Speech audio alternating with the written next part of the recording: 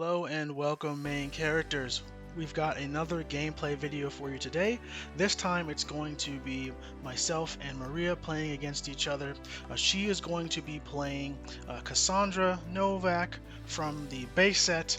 I'm actually going to be playing our constructed deck, the Alistair Mordecai. So we're going to go ahead and jump right into it. Instead of us doing sort of the live commentary on the games, I'm actually going to post narrate this just because I had fun doing the post narration. So I'm going to try handed post narrating a game that I played. My opening hand here wasn't great. I got a bunch of the discard payoffs, but none of the discard outlets. So the Nefarious Intent constructed deck is fully to play, ready to play competitive deck, meant to be played right out of the box, and it focuses on discarding cards from your opponent's hand, or for your rival's hand. I gotta get used to saying rivals, leveraging the Nefarious ability, as the name suggests. So I decided to keep my hand and play with it because I still had a nice color curve, so I figured even though I wasn't going to be able to do what I normally wanted to, just being able to attack consistently was very good. So I start off with a yellow attack here with the main character, then go ahead and pass it back to Maria. I remember us discussing whether or not she was going to use the effect of the Aunt Rose there, but I think she ultimately is either deciding that now or deciding against that. So yeah, she's going to go ahead and attack with her main character, and she's going to call yellow, and I'm going to go ahead and defend that. Again, I have plenty of cards in my hand to defend with. I've also got a nice color curve with blue, yellow, and red, so I'm going to go ahead and attack. She has another Aunt Rose that she's going to defend with. Is she going to use the effect this time? Yes, she will go ahead and use that effect. If I do generic attack, I will have to pay a color attack for that. Unbeknownst to her, I don't have any ability to generic attack in my hand, so not going to be a problem for me. So she's going to go ahead and looks like she's going to go ahead and attack with a Johann Bullying. This has Forceful. It also has an ability called Tough, so she can put a card from her hand on the bottom to force me to do the same. I'm eyeing the yellow Relks, so I'm deciding between the two Nefarious cards, which one do I want to put on the bottom, because and here I make a misplay. I remember this. I remember thinking at the time, I'm going to be greedy. I think I'll take this damage, and then I'll hit her back with a yellow. But I actually had a response card that I could have responded to that attack, and that's going to come back into play a little bit later. And this is where I notice, oh shoot, I have a response card I could have used. Now I wouldn't have been able to make this yellow bold, so that might have been what I was thinking. But she ends up having a protector to stop that, so I took 2 damage, wasn't able to deal 2 damage back, so that was not very good for me. But I do have a blue to fill out my curve. She's going to decide to go ahead and take that damage, and if you notice, we've actually taking damage a little bit differently than normal. Originally, when you would take 2 damage, you would flip one over and then discard that same one.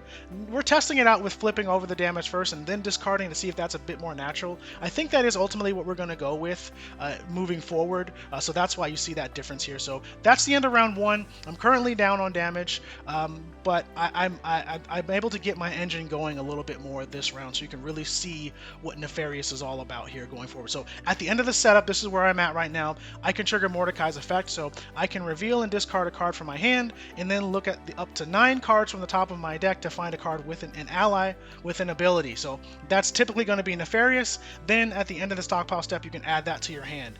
So she's going to start at the start of my move, play the Creme de la Gem, stockpile 1, so that card can be played at the start of your opponent's move. Since I'm player 1 here, she was able to do that before I could do anything.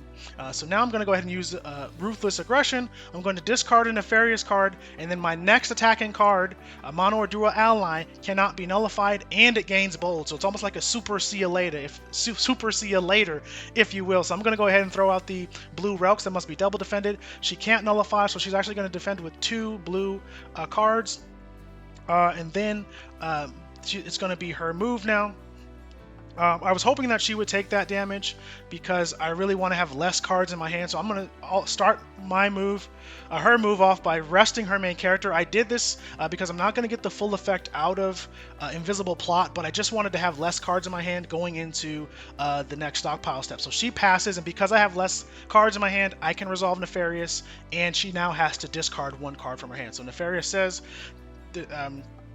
When this card is discarded, next stockpile step, if you have less cards in your hand, your opponent has to discard one card unless it's their last card. So she's going to go ahead and do that, and then I'm going to go ahead and take my move. So here now I'm going to go ahead and attack with your main character. You typically don't want to attack with your main character first, again, because you want to maintain hand disadvantage. So now that I've been able to successfully use the Nefarious, I can go ahead and attack with Mordecai. She's going to use Aunt Rose's effect for free based off her battlefield. I'm actually going to go ahead and attack yellow there with Devin. And then we have no other play, so we're just going to go ahead and end that round. I didn't take any damage that round. She took 1 damage, so now we're all even here. So this is a pretty quick game, pretty exciting game as you'll see here. So we're going to go ahead and go back to the ready phase, ready everything up, go ahead and set up. I'm going to go ahead and skip my setup because I like what I have in my hand.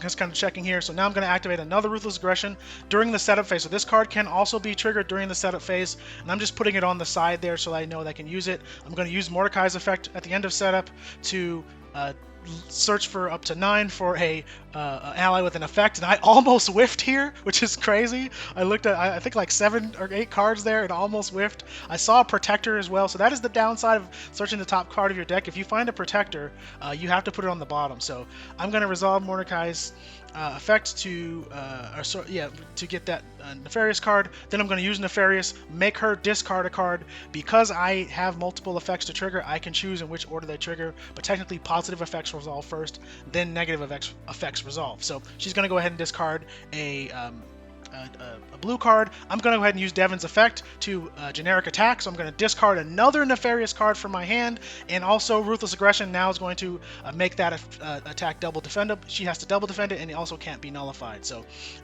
here she almost attacked with her main character, but then realized, hey, she's got to get cards out of her hand or else she's going to lose another card for free. So she's going to go ahead and use See You Later in combination with Enact the Plan, so now she can get 2 cooperative ally cards from her discard area and attach them, or restricted area, and attach them to her attacking card. So cooperative cards provide effects when they're attached to cards, or when they're under cards.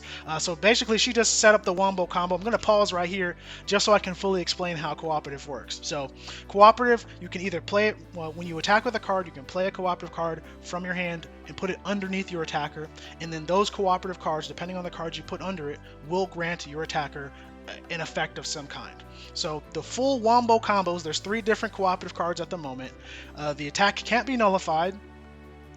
They can't use 1 protector to defend, and the attacker has Adroit, so that you can only defend with a matching color card. So that Officer Relks right there was a forceful attack that could not be nullified, had to be defended by at least 2 cards, all of which have to be yellow, and if I have a protector, I have to use a protector plus another card.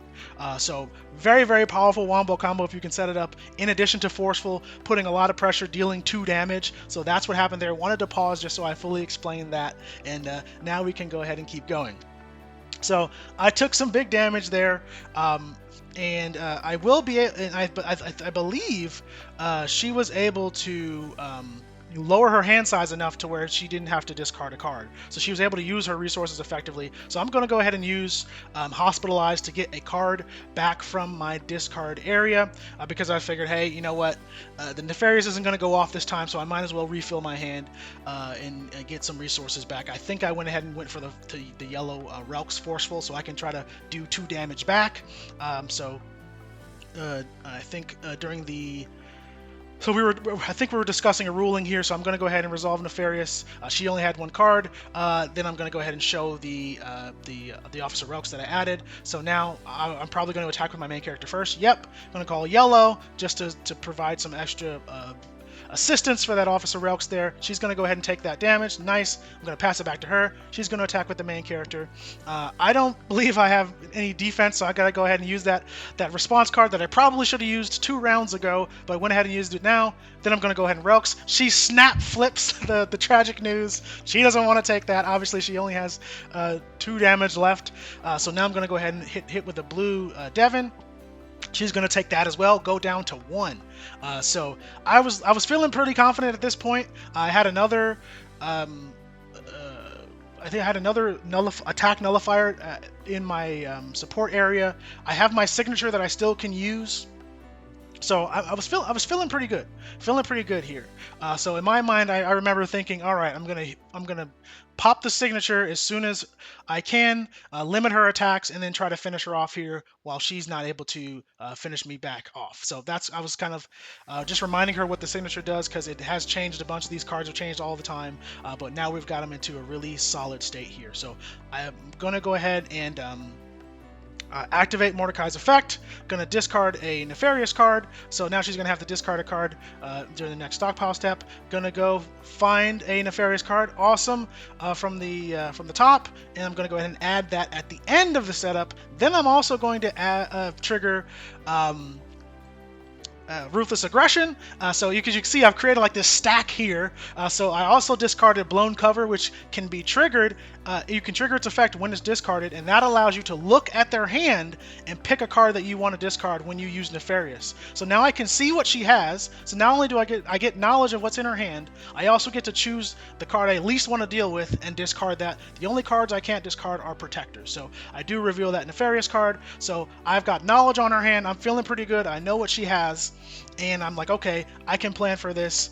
So I'm going to go ahead and attack with the Officer Relks, pop that Ruthless Aggression. So now must double defend, can't nullify. She is going to go ahead and double defend with a blue and a yellow Aunt Rose. She does not use the Aunt Rose's effect. That's fine. I got 2 cards out of her hand, so I'm feeling pretty safe. I'm going to go ahead and pop my signature, which I get to choose a color attack, and she loses that, so I know that she has a yellow Forceful, so I don't want her to be able to do that. And then additionally, her cards cannot gain bold for the rest of the round. So she's only going to be, she can only deal single damage to me, but she reveals that she had a hidden Hospitalized, and we know that she is going to get that Johann card. And now I'm like, oh shoot, I have to kill you now because I don't think I can deal with that card. So, yep, she did get that Johann that I discarded. So I'm going all in with Mordecai. Going to flip over that radiation poisoning, which I was so confident would keep me alive, to make my Mordecai bold. Hope that she can't stop this. She has a begrudging rescue to nullify my main character attack. I have no way to stop that, and yeah, this is bad. So now she's gonna go ahead and go all in here, flip over the red color token. She's going to use the enact the plan to get 2 cooperatives from her discard area. Then she's going to use Cassandra's effect to get the 3rd cooperative card from her discard area. That's also going to give the Johann bold. Technically, she should have paid a crystal for Johann's effect, because you do have to pay a crystal to attack with it, but it's not going to end up mattering.